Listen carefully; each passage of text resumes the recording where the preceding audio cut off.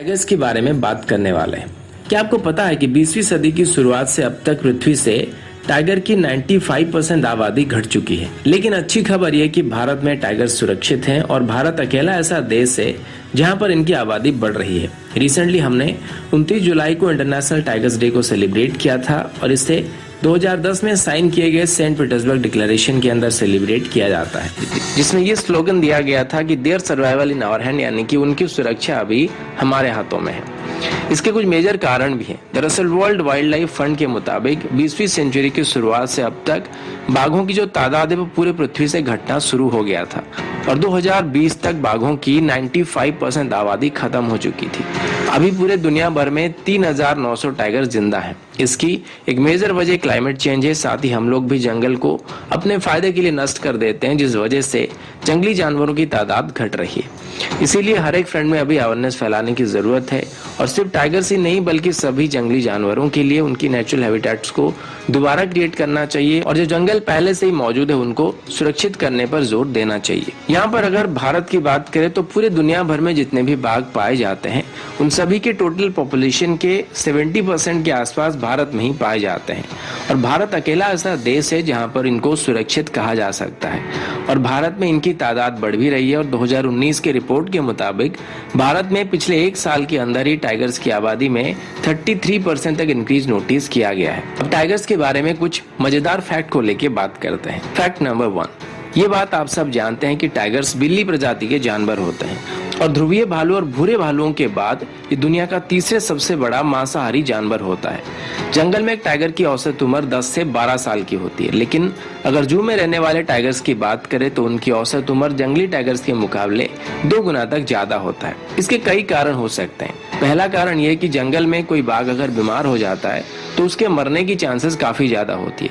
यहाँ तक कि अगर किसी बाघ के पैर में कोई बड़ा चोट लग जाता है तो 90% से ज्यादा चांसेस होता है कि वो सरवाइव नहीं कर पाएगा, क्योंकि वो शिकार नहीं कर पाएगा। लेकिन जू में रहने वाले टाइगर्स को प्रॉपर ट्रीटमेंट दिया जाता है, साथ ही उनको शिकार करना नहीं होता है। इसीलिए अगर वो 1 या 2 दिन तक बीमार होते हैं या फिर हफ्ते भर भी बीमार होते हैं तो उनको खाना मिलता रहता है, साथ ही ट्रीटमेंट भी किया जाता है, इसीलिए वो जल्दी ही रिकवर कर जाते हैं। फैक्ट नंबर 2, पूरे दुनिया भर में पहले 8 से 9 प्रजाति के बाघ पाए जाते थे, लेकिन 20th सेंचुरी के अंदर ही इनमें से 3 प्रजाति के बाघ विलुप्त हो चुके हैं। एक फुल साइज बाघ का वजन 300 केजी से भी ज्यादा हो सकता है और ये 13 फीट तक लंबे हो सकते हैं। बाघों का जो दिमाग होता है वो लगभग 300 ग्राम का होता है और ये पृथ्वी में पाए जाने वाले किसी भी मांसाहारी जीव के मुकाबले सबसे बड़ा होता है। फैक्ट नंबर 3, एक मादा बाघ का गर्भ धारण करने का जो समय होता है वो 3.5 महीने का होता है और इतने में वो एक ही बार में 3 से 4 बच्चे पैदा कर सकती है, जो कि काफी हद तक बिल्लियों जैसी होती है। आप सबने जू में व्हाइट टाइगर्स देखा होगा, लेकिन रिसर्च से पता लगा है कि आपकी उम्मीद के मुकाबले काफी ज्यादा दुर्लभ है, क्योंकि एक सफेद बाघ पैदा होने का चांस 10,000 में से एक ही बार होता है।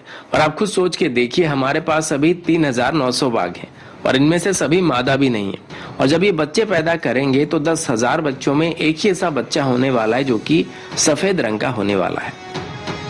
फैक्ट नंबर 4, ऐसा बताया जाता है कि बाघों की टांग इतने मजबूत होते हैं कि मरने के बाद भी ये कुछ समय तक खड़े रह सकते हैं।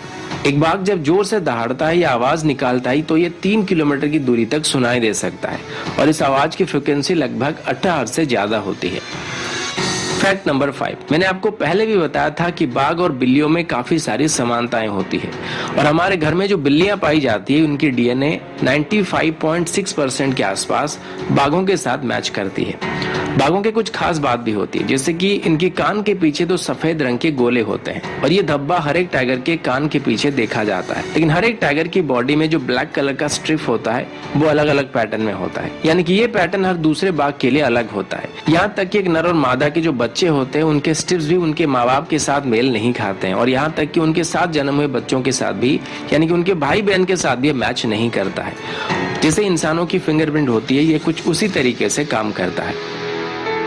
फैक्ट नंबर 6, ये बात आप सब जानते हैं कि बाघ मांसाहारी जीव होते हैं। इनका सबसे पसंदीदा खाना जंगली भैंसे, हिरन या फिर सुअर होता है। आमतौर पर रात में शिकार करना पसंद करते हैं क्योंकि अंधेरे में देखने की इनकी क्षमता काफी अच्छी होती है और हमारे मुकाबले ये 6 गुना ज्यादा अच्छे तरीके से अंधेरे में देख सकते हैं। ये 65 किलोमीटर प्रति घंटे की रफ्तार में भाग सकते हैं। साथ ही 30 फीट लंबी और 12 फीट ऊंची छलांगे लगा सकते हैं, जो कि शिकार करने में उनको काफी मदद भी करता है। लेकिन इन सब के बावजूद भी 100 में से 10 ही बार ऐसा होता है जबकि ये शिकार करने में कामयाब हो पाते हैं।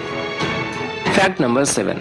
अब सबको जानकर हैरानी होगी, अभी पूरे दुनिया भर में जितने भी बाघ हैं उनमें से ज्यादातर अभी लोगों ने पाल रखा है, यानी कि जंगल के मुकाबले लोगों के पास या फिर जू में ज्यादा बाघ मौजूद हैं और यहाँ पर बाघों की तादाद तेजी से बढ़ रही है। कई जगहों में बाघों को शेर के साथ क्रॉस ब्रीड किया गया था। ऐसे में ये पाया गया कि बाघ और शेर की मिलन से 2 अलग प्रकार के हाइब्रिड शेर या बाघ पैदा हो सकते हैं। अगर बाघ नर है और शेरनी के साथ इसको मिलन किया जाता है तो इनसे जो बच्चे पैदा होंगे उनको टाइगर्स कहा जाता है, और इससे उल्टा अगर शेर के साथ मादा बाघ का मिलन किया जाता है तो उनसे जो बच्चे पैदा होंगे तो उनको लाइगर्स कहा जाता है। इसके कई इमेज आपको नेट पर भी मिल जाएंगे। ये दिखने में शेर या बाघ इन दोनों के मिक्सचर जैसे होते हैं, लेकिन साइज में ये उनसे काफी बड़े होते हैं। पर पेटा के मुताबिक इन हाइब्रिड जानवरों के कुछ दिक्कतें पाई जाती है, जैसे कि ये इजीली किसी भी तरह के डिजीज से अफेक्टेड हो जाते हैं, साथ ही इनकी डेथ वक्त के काफी पहले हो जाती है। Fact number 8। अंत में आप सब ये जानते हैं कि बाघ हमारा नेशनल एनिमल है, लेकिन भारत के अलावा बांग्लादेश, मलेशिया और साउथ कोरिया का भी बाघ नेशनल एनिमल है। इनका शिकार करना गैर कानूनी है और यहाँ तक कि बाघों की शरीर का कोई भी हिस्सा मार्केट में बेचा नहीं जा सकता है, चाहे वो उसकी खाल हो, हड्डियां हो या फिर बॉडी का कोई भी पार्ट हो, इसको बेचा नहीं जा सकता है। इससे बाघों की शिकार को रोका जा सकता है, लेकिन फिर भी चोरी छुपे इनका शिकार किया जाता है। हालांकि अभी ये काफी हद तक कम हो चुकी है, लेकिन इसको कम्प्लीटली बंद करने की जरूरत है। तो दोस्तों, ये थी बाघों को लेकर एक छोटी सी वीडियो। आशा करता हूँ वीडियो आप सभी को पसंद आया होगा।